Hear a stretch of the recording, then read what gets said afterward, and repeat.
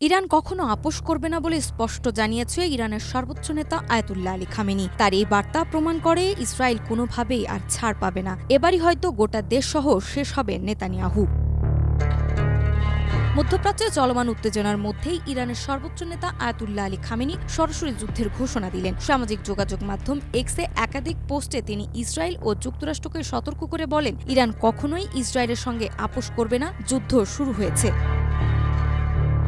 এই মন্তব্য এমন এক সময় প্রকাশ্যে এলো যখন যুক্তরাষ্ট্রের প্রেসিডেন্ট ডোনাল্ড ট্রাম্প সম্প্রতি খামেনিকে ঘিরে সরাসরি হুমকিস্বরূপ মন্তব্য করেছেন। ট্রাম্প বলেছেন, যুক্তরাষ্ট্র জানে আয়াতুল্লাহ খামেনি কোথায় আছে, তবে এই মুহূর্তে তাকে হত্যা করা হবে না। ট্রাম্পের এই মন্তব্য আন্তর্জাতিক অঙ্গনে তীব্র প্রতিক্রিয়া সৃষ্টি করেছে।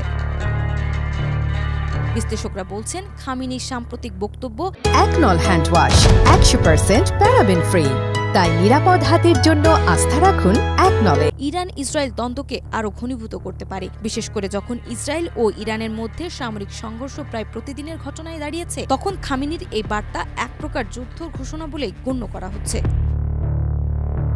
নাজনাজমা, মাই টিভি।